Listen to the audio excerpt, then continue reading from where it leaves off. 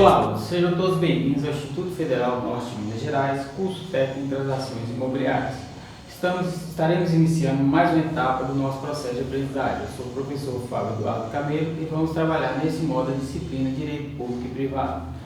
Nossa disciplina será distribuída em 15 unidades: princípios gerais de direito público, diferenciações de direito público e privado, evolução histórica do Estado do direito público, responsabilidades e deveres do direito público, judiciário e as relações entre Estado, sociedade e cidadania.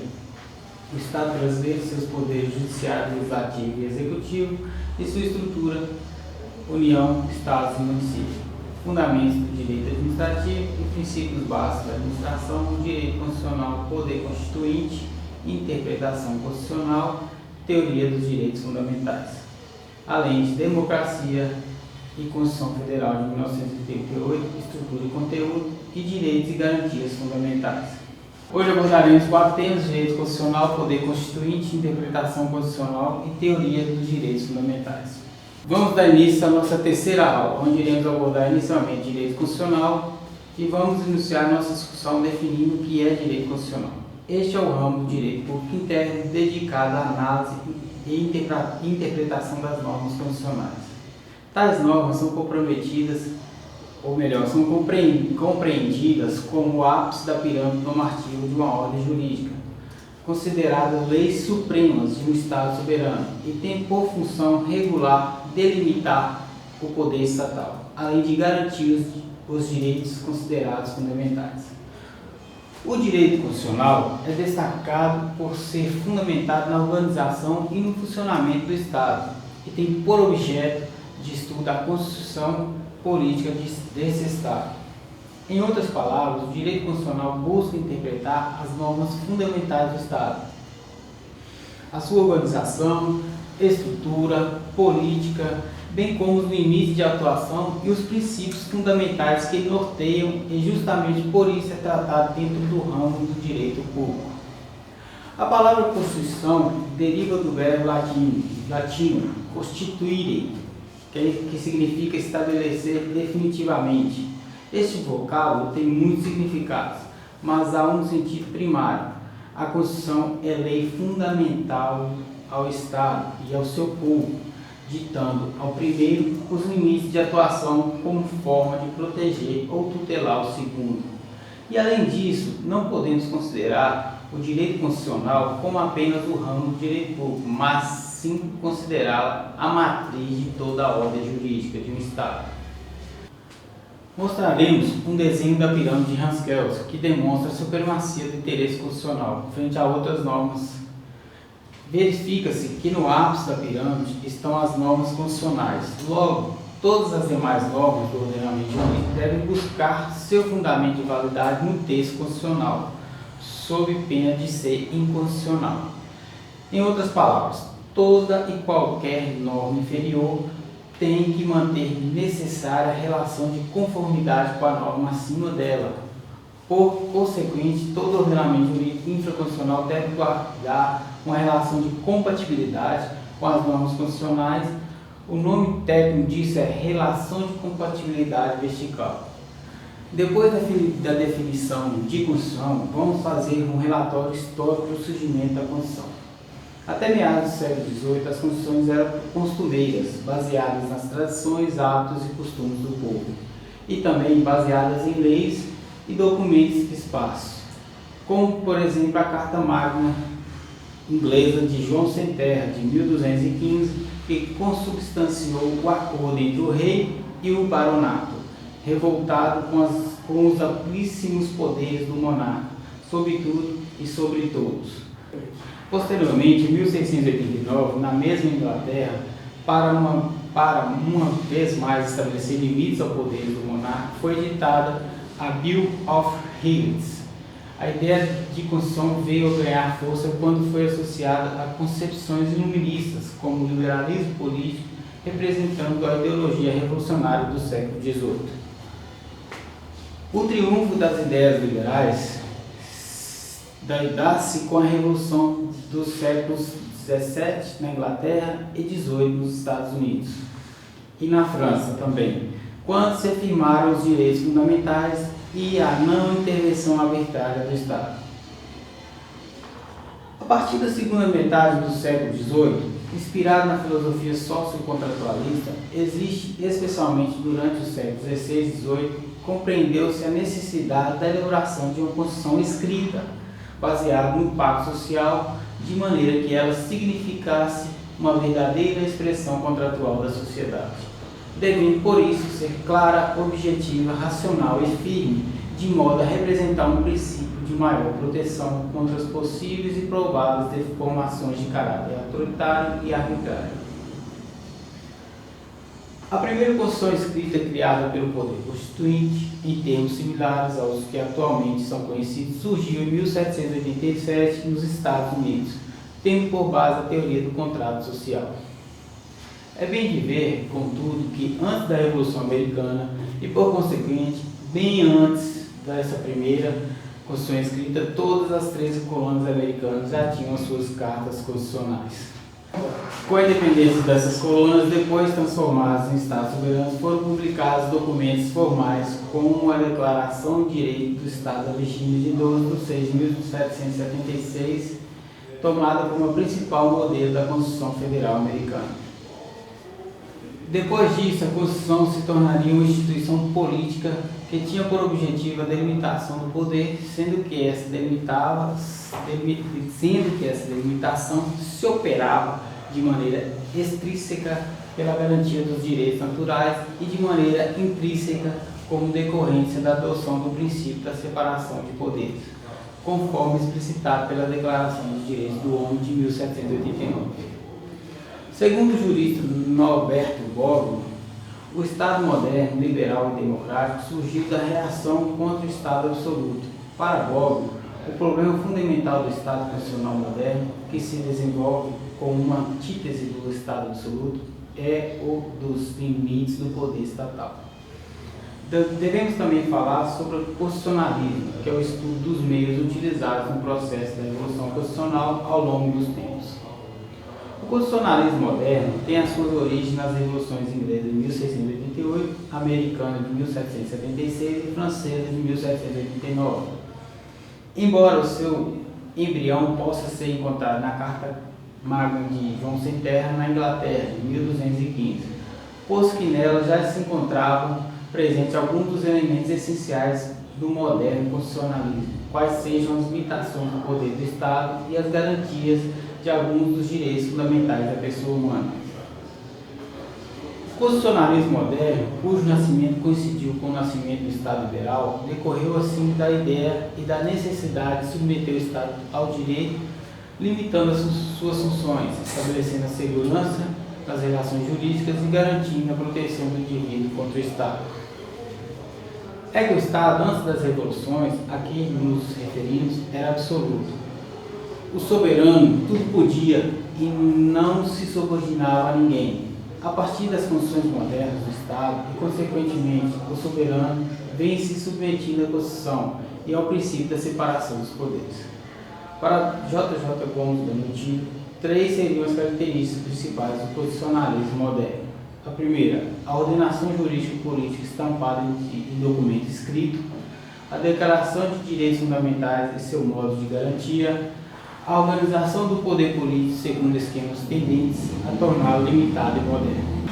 Os tipos constitucionais diferem, pois existem constituições sem qualquer preocupação com a liberdade e com os direitos individuais dos cidadãos, como, por exemplo, as constituições dos países totalitários, verbo garantia a da China e da Ilha de Cuba, enquanto outros existem que priorizam os direitos individuais, dentre os quais a nossa Constituição. As fontes do direito constitucional podem ser divididas em fontes imediatas e fontes mediatas. Como fontes imediatas, temos a própria Constituição Política, fonte primária do direito constitucional, que estabelece as diretrizes políticas e organizacionais de uma sociedade, podendo esta ser escrita como verba gratia. A Constituição brasileira, que é o caso da nossa Constituição brasileira, ou não escrita, como a Constituição inglesa, e as Constituições esparsas, escritas ou não. Estas Constituições esparsas, nos países que adotam o Common Law, como fontes imediatas, temos o direito natural, a doutrina, a jurisprudência e os costumes e as tradições do povo e da sociedade. A teoria da norma constitucional cuida do estudo da aplicabilidade das normas constitucionais. José Afonso da Silva é o autor mais aclamado e acatado em se tratando da classificação das normas constitucionais em relação à sua aplicabilidade. Para o mestre paulistano, as normas constitucionais dividem-se em normas constitucionais de eficácia plena, contida e limitada.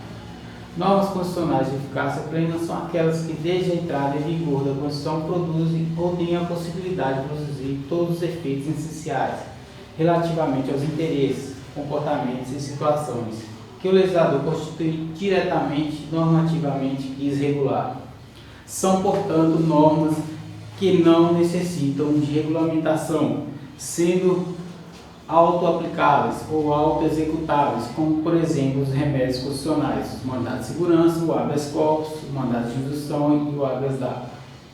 Já as normas constitucionais de eficácia contida são aquelas que o legislador constituinte regulou suficientemente os interesses relativos a determinada matéria, mas deixou a margem de atuação restritiva por parte da competência discricionária do poder público, nos termos que a lei estabelece, ou nos termos de conceitos gerais nela enunciados.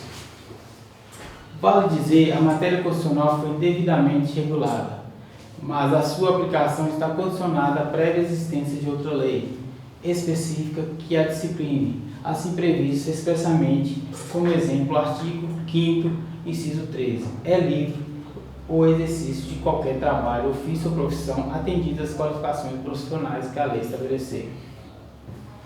Já as normas contidas de eficácia limitada são aquelas que apresentam aplicabilidade indireta, imediata e reduzida, porque somente incidem totalmente sobre esses interesses após uma normatividade anterior que lhe desenvolva a aplicabilidade. Isso quer dizer que esse tipo de norma constitucional, para entrar em vigor, vale dizer, para ter a aplicabilidade prática, depende de uma lei posterior que a regule. Ao lado da classificação de José Afonso da Silva, adotada pela maioria dos nossos doutrinadores, temos as chamadas normas programáticas, que não têm aplicação ou execução imediata, mas se constituem em comandos e regras, pois escritos ou comandos de valor. Jorge Miranda, mestre português da Universidade de Coimbra, diz que as normas programáticas conferem elasticidade ao ordenamento constitucional e tem como destinatário primacial, embora não único, o legislador, a cuja opção fica a ponderação do tempo e dos meios em que venham a ser revestidas de plena eficácia, e nisso consiste a discricionalidade. Não consentem que o cidadão ou qualquer cidadão as invoquem já ou imediatamente após a entrada em vigor da Constituição, pedindo aos tribunais o seu cumprimento só por si, pelo que pode haver quem afirme que os direitos que delas constam maxime os direitos sociais e tem mais natureza de expectativas do que verdadeiros direitos subjetivos. Aparecem muitas vezes acompanhados de conceitos indeterminados ou parcialmente indeterminados. Assim, na prática, verificamos que as normas programáticas são aquelas que não regulam diretamente interesses ou direitos nelas consagrados, mas, ao contrário, limitam-se a traçar preceitos que devem ser cumpridos pelo poder público. Técio Sampaio Ferraz Júnior afirma que a eficácia técnica, nesse caso, é limitada e a eficácia social depende da própria evolução das situações de fato. Daí resulta uma aplicabilidade dependente. São exemplos de normas programáticas os artigos 21, inciso 9, 23, 170, 205, 211, 215 e 218 da Constituição Federal. Constituições em sentido sociológico, político e jurídico, modernamente as pressões, as exigências e os conflitos sociais têm formado o constitucionalismo puramente jurídico a ceder lugar aí ao constitucionalismo político, democrático e social. Assim, pessoal, o direito constitucional atual, para assegurar as conquistas liberais, apresenta marcada feição política e forte conteúdo democrático e social. É importante ressaltar que o direito constitucional não se desenvolve isolado de outras ciências de base social, tais como política, a sociologia, a filosofia, Na visão sociológica, a Constituição é concebida como fato social e não propriamente como norma, ou seja, o seu texto seria o resultado da realidade social do país. Então, caberia à Constituição escrita apenas reunir e sistematizar esses valores sociais num documento formal. Como bem define Fernando Lassalle, representante típico da visão sociológica de Constituição, segundo o mestre alemão, de nada serve o que se escreve numa folha de papel se não se ajusta a realidade aos fatores reais de poder. Referência bibliográfica é O que é uma Constituição, tradução de Indomar Martins Oliveira. Esses fatores reais de poder entre nós estão identificados na força dos produtores rurais e dos movimentos sem terra, no sistema financeiro e nas federações empresariais, nos sindicatos e nas centrais sindicais, nas corporações militares e civis, dentre outras forças que impõem a forma e o conteúdo da Constituição. Já na visão política, a Constituição surge a partir de um ato político fundamental de produzir uma decisão eficaz sobre o modo e forma de existência política de um Estado. Carl Schmitt concede a Constituição no sentido político, pois, para ele, a Constituição é fruto da decisão política fundamental, tomada em certo momento. Para ele, a validade de uma Constituição não se apoia na justiça de suas normas, mas na decisão política que lhe dá existência. Nessa concepção política, Schmitt estabeleceu uma distinção entre Constituição e leis. Constituições, sendo que a Constituição ficaria responsável somente por matérias de grande relevância jurídica e sobre as decisões políticas fundamentais, como a organização do Estado. Princípios, democracias e direitos fundamentais. Já as normas integrantes dos textos constitucionais seriam tão somente leis e constituições.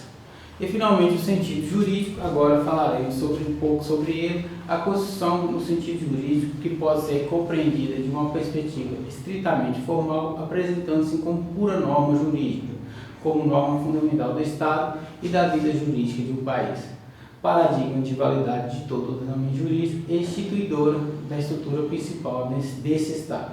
Nesse sentido, a Constituição consiste em um sistema de normas jurídicas. O pensador associado a essa visão jurídica da Constituição é o austríaco Hans Kelsen, que desenvolveu a teoria pura do direito. Para ele, a Constituição é considerada como norma e norma pura, como um puro dever ser, sem qualquer consideração de cunho sociológico, político ou filosófico. Ou seja, o jurista deveria se preocupar somente com a norma e não com os fatores sociais. Isso caberia somente ao sociólogo e ao filósofo. De acordo com a teoria pura do direito, Kelsen destaca vários significados de Constituição. Para ele, a Constituição pode ser material, que é o conjunto de normas que regulam a criação dos preceitos jurídicos gerais e prescreve o processo que deve ser seguido em sua elaboração. O sentido formal consiste no conjunto de normas jurídicas que só podem ser modificadas mediante a observância de prescrições especiais que têm por objetivo dificultar a modificação dessas normas. E sentido amplo compreende as normas que estabelecem as relações dos súditos com o poder estatal. Vamos agora classificar as Constituições, pois recebem da doutrina distintas classificações, já que cada uma tem uma peculiaridade própria. Quanto à origem, as Constituições podem ser outorgadas, populares e cesarinas. As Constituições outorgadas são as impostas, isto é, nascem sem a participação popular. São o resultado de um ato unilateral de vontade da pessoa ou grupo detentor do poder político. Por exemplo, o rei, o imperador, o presidente, a junta governista, o ditador. Já as Constituições outorgadas são as chamadas populares ou democráticas, são produzidas com uma participação popular, em regime de democracia direta, que é o chamado plebiscito ou referendo, ou de democracia representativa, nesse caso, mediante a escolha pelo seu povo de representantes que integrarão a Assembleia incumbidos de elaborar a Constituição. Veremos agora as Constituições cesarinas. Essas são outorgadas, mas dependem de ratificação popular por meio de referendo. Neste caso, o povo tem a função somente de referendar e a vontade do detentor do poder. E finalmente as Constituições pactuadas. Nessas, a Constituição, o diploma fundamental não é já uma carta doada pela vontade do soberano, mas um pacto entre o soberano e a representação nacional, em regra entre o monarca e o poder legislativo. Quanto à forma, as Constituições podem ser escritas ou não escritas. As escritas são um conjunto codificado e sistematizado em um único documento para fixar a organização fundamental do Estado.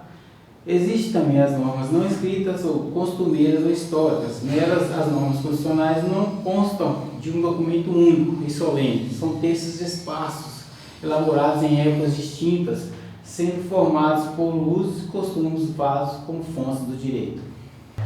Quanto ao modo de elaboração das Constituições, elas podem ser dogmáticas ou históricas. As dogmáticas são sempre escritas e refletem a aceitação de certos dogmas, ideais vigentes no momento de sua elaboração, reputados verdadeiros pela ciência política.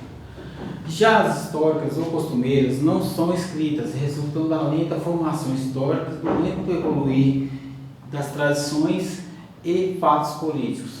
Quanto ao conteúdo da Constituição, temos a Constituição material ou substancial, que é o conjunto de regras jurídicas materialmente constitucionais, que regulam a estrutura do Estado, a organização de seus órgãos e de seus direitos fundamentais. E a Constituição formal, que é o conjunto de regras jurídicas inseridas no texto unitário da Constituição escrita, diga ou não respeito à matéria constitucional. Veremos agora mais uma classificação das Constituições. Trata-se do grau de estabilidade ou alterabilidade. Nessa forma de classificação, melhor dizendo, o que se leva em conta é a menor ou maior facilidade de modificação do texto constitucional. Nesse caso, foi divididas em imutáveis, rígidas, flexíveis ou semi-rígidas. As imutáveis são aquelas que não admitem modificação em seu texto. A Constituição é rígida quando exige um processo legislativo especial para a modificação do seu texto. Já as Constituições flexíveis são as que podem modificar livremente pelo Constituinte derivado, utilizando o mesmo processo de elaboração das leis ordinárias. E, finalmente, as semi-rígidas são aquelas que contêm uma parte rígida para a alteração das regras materialmente constitucionais e outra flexível para a modificação das regras formalmente constitucionais. Exemplo, a Constituição do Império Brasileiro. As Constituições podem ser classificadas também quanto à correspondência com a realidade que foram desenvolvidas pelo constitucionalismo alemão Karl Lowenstein. Ele levou em conta a correspondência existente entre o texto constitucional e a realidade política do respectivo Estado. A partir daí, esse jurista classificou as Constituições em três grupos: Constituições normativas, que são as que efetivamente conseguem, por estar em plena consonância com a realidade social, regular a vida política do Estado. As Constituições nominaticas, que são aquelas elaboradas para regular a vida política do Estado, mas não conseguem cumprir o seu papel, pois encontram-se em descompasso com a realidade social. E, finalmente, a semântica, que é aquela que tem por finalidade a regulação da vida política do Estado, de orientação e limitação do exercício do poder, já desde a sua elaboração. Outra forma de classificação das Constituições é pela extensão, que pode ser classificada em analítica, que é quando o texto constitucional, além de dispor de normas materialmente constitucionais, trata de matérias que não deveriam ser tratadas pela Constituição. E as sintéticas, que é aquela que possui conteúdo abreviado e que age somente na organização básica do Estado e o estabelecimento de direitos fundamentais. E, finalmente, as Constituições podem ser classificadas como ideologia e podem ser ortodoxas e ecléticas. Vejamos então a diferença entre ambas. Eclética, pluralista, complexa ou compromissária, possui uma linha política indefinida, equilibrando diversos princípios teológicos. Já a ortodoxa ou simples possui linha política bem definida, traduzindo apenas uma ideologia. Depois de fazermos um breve resumo sobre a classificação das Constituições, podemos dizer quais são as classificações que se enquadram na Constituição Federal de 1988. A nossa Constituição é promulgada, escrita, codificada, formal, rígida ou semi-rígida ou super rígida, normativa, analítica e eclética. Bem, pessoal, dando continuidade da nossa aula, agora vamos começar outro tema. Iremos começar a falar sobre poder constituinte, que pode ser estudado em uma dupla dimensão, originária e reformadora. O poder constituinte produz normas constitucionais tanto ao elaborar a Constituição quanto ao alterá-la. Na primeira hipótese, diz-se originário, primário, de primeiro grau. Na segunda, tem-se o poder reformador, derivado, instituído, constituído, secundário, de segundo grau ou simplesmente competência constituinte. Entende-se por poder constituinte o poder de elaborar, poder constituinte originário, ou de modificar, poder constituinte derivado, à Constituição. A história vem demonstrando que a titularidade do poder constituinte tem mudado de acordo com a evolução humana, ou seja, primeiro ele pertenceu a Deus, depois ao monarca, mais tarde à nação e atualmente ao povo. Porém, no futuro, essa titularidade poderá pertencer a outro. Em cada estágio evolutivo, o detentor do poder constituinte tinha a sua peculiaridade. Vejamos cada uma delas. Deus. Na tradição judaico-cristã, Deus é a única fonte de todo o poder que já existiu. Assim, toda autoridade provém de Deus, e ao seu poder supremo no universo, que os homens devem estar submetidos. Se todo poder advém de Deus, a titularidade do poder constituinte a ele pertence. Monarca. O monarca concentrado em suas mãos todo o poder eterno, colocando-se como intermediário entre o povo e a divindade. O príncipe é admitido como soberano legítimo, porque, sendo a imagem de Deus, ele não pode, por definição, contrariar a vontade divina. Nação. Na concepção do Abade Sieyès, a titularidade do poder constituinte pertencia à nação, a única fonte legítima capaz de fazer uma Constituição. A nação existe antes de tudo, ela é a origem de tudo. Antes dela e acima dela só existe o direito natural. Quando se desejar construir os fundamentos da ordem jurídica, deve-se recorrer a ela. Em toda nação livre, e toda nação deve ser livre. Só há uma forma de acabar com as diferenças que se produzem com respeito à Constituição. E finalmente o povo. Nos tempos atuais, tem-se entendido que o titular do poder constituinte originário é o povo, um dos elementos constitutivos do Estado. Nesse sentido, afirma-se que a soberania primária, ou poder constituinte, reside essencialmente no povo, na totalidade em que cada um dos seus membros. Mas, como eu disse no início, a titularidade do poder acompanha a evolução humana. Digo isso porque, recentemente, em face da elaboração de um projeto de Constituição para a União Europeia, a titularidade do poder constituinte originário vem enfrentando um processo de transformação. Não obstante haver divergências quanto à titularidade do poder constituinte europeu, pode-se afirmar que, nesse específico contexto, ela já não pertence somente ao povo, mas isso, pessoal, será motivo de muita discussão entre os operadores do direito, e não significa que o povo perderá sua titularidade, já que hoje é dominante o entendimento de que o titular do poder constituinte é o povo, pois só este tem a legitimidade para determinar quanto e como deve ser elaborada uma nova Constituição ou modificar a já existente. Mas, infelizmente, essa titularidade em muitas nações, o poder constituinte tem sido exercido por ditadores ou por grupos que chegam ao poder mediante a ruptura da ordem democrática, ou seja, o seu exercício nem sempre tem se realizado democraticamente. Diante disso, surgem duas formas distintas para o seu exercício. Uma democrática, que é o poder constituinte legítimo, e outra autocrática, que é o poder constituinte usurpado. O exercício democrático do poder constituinte ocorre pela Assembleia Nacional Constituinte, ou Convenção, pois é o povo quem escolhe seus representantes e que tem como origem desde a Convenção de Viena, de 1987, e a Assembleia Nacional Francesa, de 1789. Já o poder constituinte usurpado é o ato unilateral do governo, que chegou ao poder sem a participação popular e ainda impõe as normas constitucionais. E continuando a falar sobre a forma democrática de exercício do poder constituinte, ela pode ser classificada em 4 modos conforme o lugar e o momento histórico em que tem sido utilizada para a elaboração da Constituição. Vamos falar sobre eles. Exercício de direito do poder constituinte, um grupo de pessoas que assumiu o poder para governar transitoriamente, elaborando projetos de Constituição e submetendo diretamente à apreciação popular. O projeto pode ser aprovado por referendo ou, pelo menos, em tese, por aclamação. Após tal aprovação, a Constituição é promulgada sem que tenha existido uma Assembleia Nacional Constituinte. Exercício indireto do poder constituinte. O poder constituinte é exercido por um órgão cujos membros são eleitos pelo povo. Esse órgão, a Assembleia Constituinte ou Convenção Constituinte, elabora a Constituição e a promulga. Exemplo, a Assembleia Nacional Constituinte de 1988. E a forma mista de exercício do poder constituinte. O poder constituinte é exercido por um órgão, a Assembleia Constituinte ou Convenção Constituinte, elaborada a Constituição e essa submetida à aprovação popular.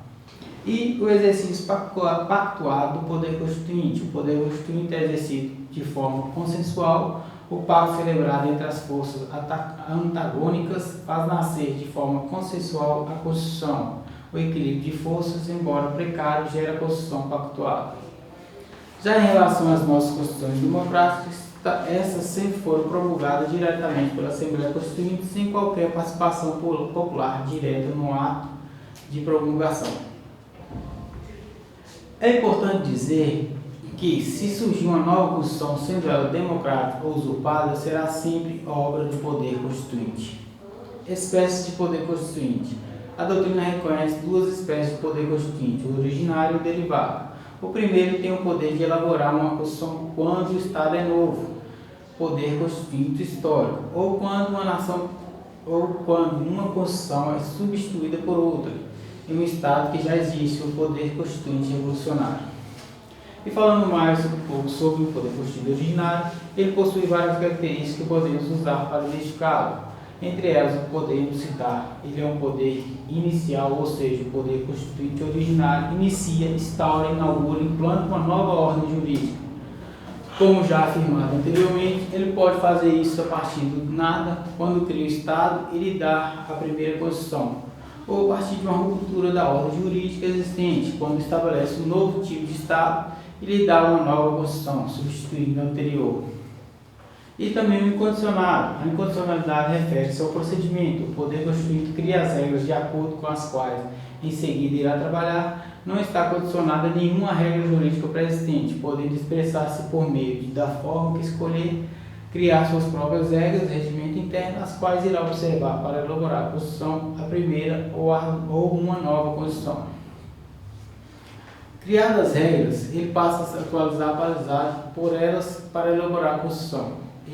É incondicionado assim porque não precisa observar as regras jurídicas que existem e regulam o nascimento das normas infraconstitucionais ou de normas constitucionais de reforma.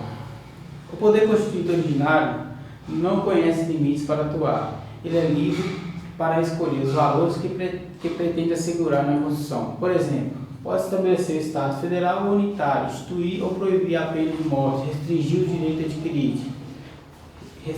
direito adquirido.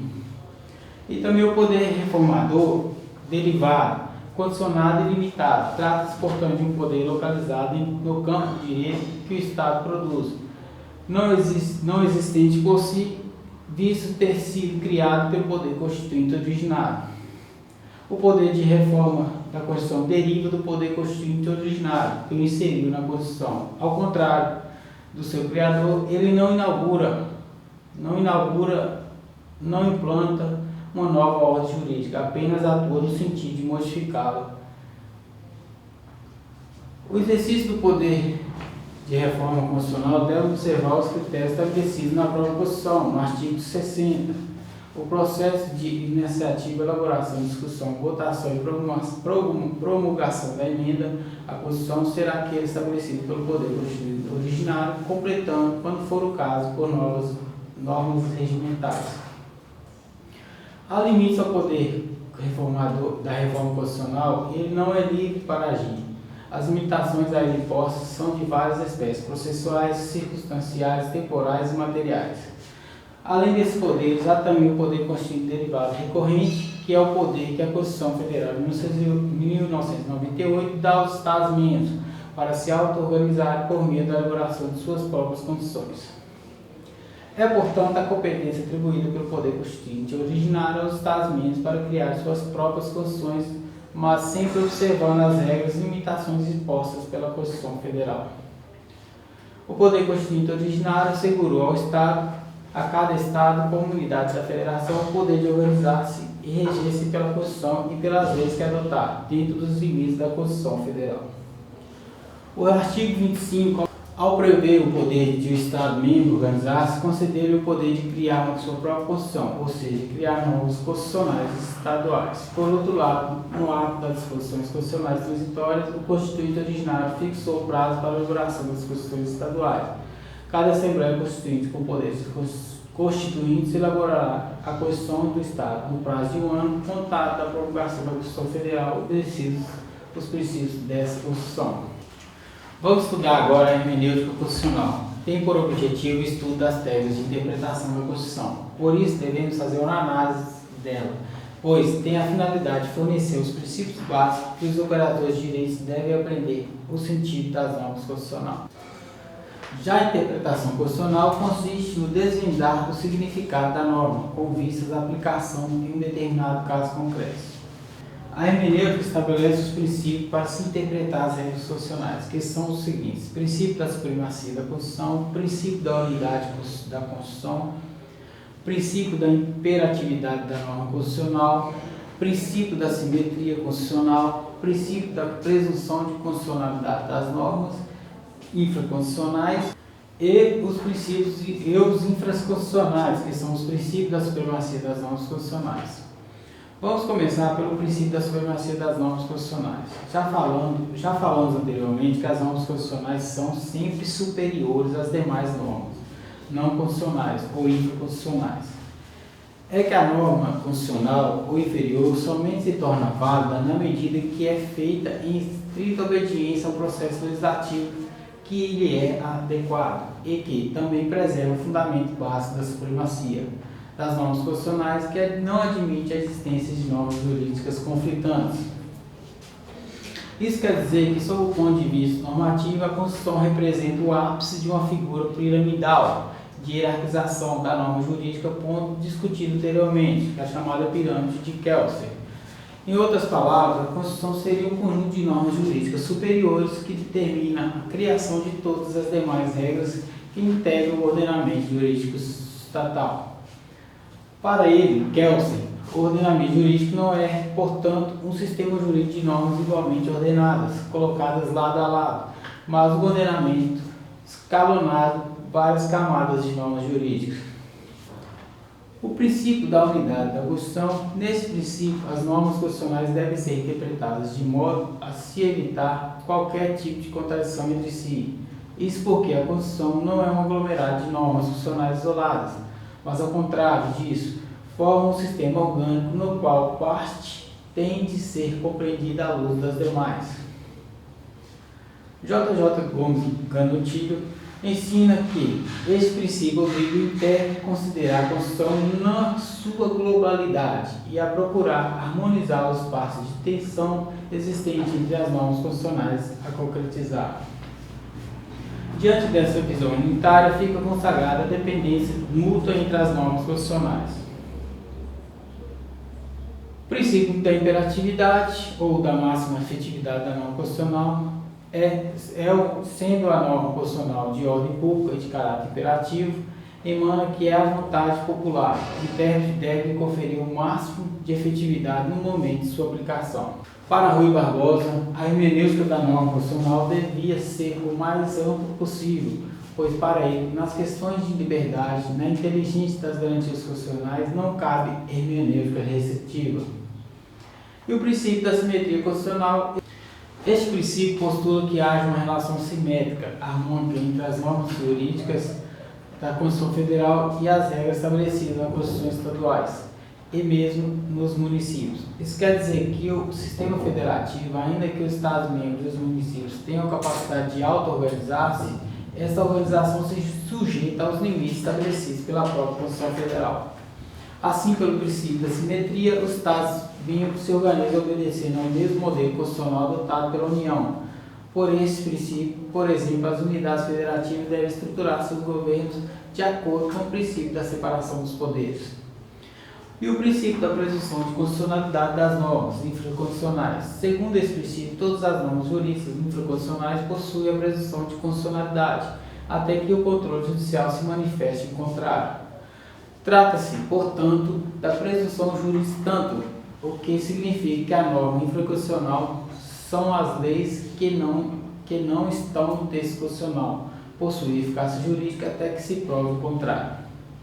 Esse princípio decorre do próprio Estado de Direito, da separação de poderes, pois a própria Constituição que delega poderes ao Poder Legislativo para ditar normas ordinárias e infraconstitucionais que lhe dão plena operatividade, e o Legislativo assim o faz na convicção de que está a respeitar a Constituição, na presunção de que as leis que elaborou e que foram promulgadas são efetivamente constitucionais, devendo a quem arguir a sua inconstitucionalidade perante o Poder Judiciário provar o vício que alega, e a declaração de inconstitucionalidade das normas ordinárias somente deve ocorrer quando afastada toda e qualquer dúvida quanto à sua incompatibilidade com a Constituição. Agora vamos falar efetivamente sobre a interpretação da Constituição, que no entendimento clássico se sabe, interpretação é a reconstrução do conteúdo da lei, sua elucidação de modo a operar-se uma restituição de sentido ao texto, viciado ou obscuro. Em outras palavras, trata-se de operação lógica de caráter técnico, através do qual busca-se investigar o sentido exato da norma jurídica, imprecisa ou não muito clara. Para Filippo Battaglia, jurista italiano, o momento da interpretação vincula a norma geral às conexões concretas, conduz do abstrato ao concreto, insere a realidade no esquema.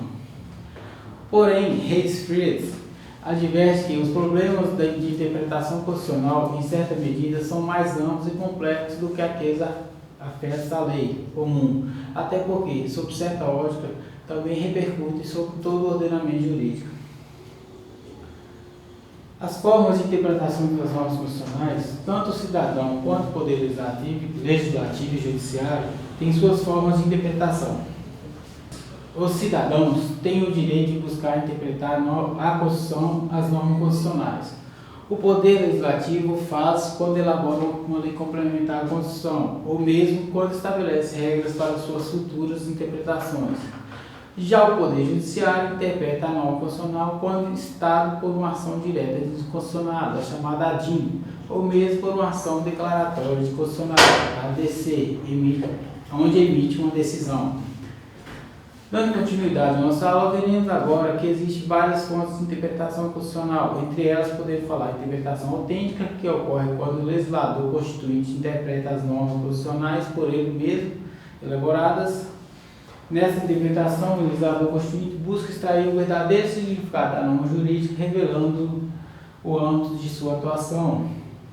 E a interpretação doutrinária, segundo Paulo Bonavides, grande doutrinador, a interpretação doutrinária é aquela que deriva da doutrina, dos doutores, dos mestres e teorias do direito, dos que, mediante obras, pareceres, estudos, ensaios jurídicos, intentam precisar a uma nova luz o conteúdo e os fins da norma, ou abrir-lhe caminhos de aplicação a situações inéditas ou de todo imprevistas. E finalmente vamos falar da interpretação judicial, que é aquela emanada pelo magistrado na aplicação da norma legal. Dessa interpretação surgem decisões de efeitos práticos definidos, quer para a sociedade como um todo, como por exemplo no caso de controle judicial da norma constitucional, em abstrato, e através de uma ação direta de constitucionalidade, ou apenas para pessoas submetidas ao processo judicial concreto incidental.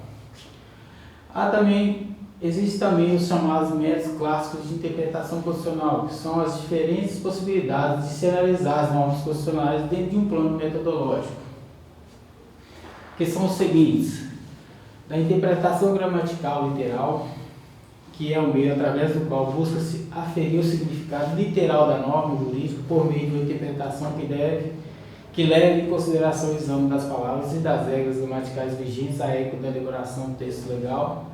É o meio fundamental como etapa preliminar a toda interpretação jurídica, não devendo ser utilizado unicamente, contudo, como meio de interpretação. O juiz Black, da Suprema Corte dos Estados Unidos, foi um dos principais defensores da interpretação literal, dizendo que tal meio de interpretação visa restringir o apetite de alguns juízes e extrapolar os limites constitucionais e impor suas próprias preferências, utilizando-se de argumentos retirados do direito natural ou do dever do processo legal. Há também a da interpretação lógica ou racional, que é aquela que, na lição de Paulo Bonavides, que ao examinar a lei em conexidade com as demais leis, investiga também as condições e os fundamentos de sua origem e elaboração de modo a determinar o ratio, que é a razão ou menos a intenção do legislador, pois é a razão e a intenção do legislador, buscando, portanto, reconstruir o pensamento ou a intenção de quem legislou, de modo a alcançar depois a precisa vontade da lei. Esse método está sintetizado pela locução e intenção do legislador, subdividido em 5. Mens legis, busca verificar que o legislador realmente disse, independente de suas intenções. Mens legislatori, busca verificar o contrário do anterior, que o legislador quis efetivamente dizer, independente do que acabou efetivamente dizendo. E o caso legis, conjunto de circunstâncias que determinam a criação da lei.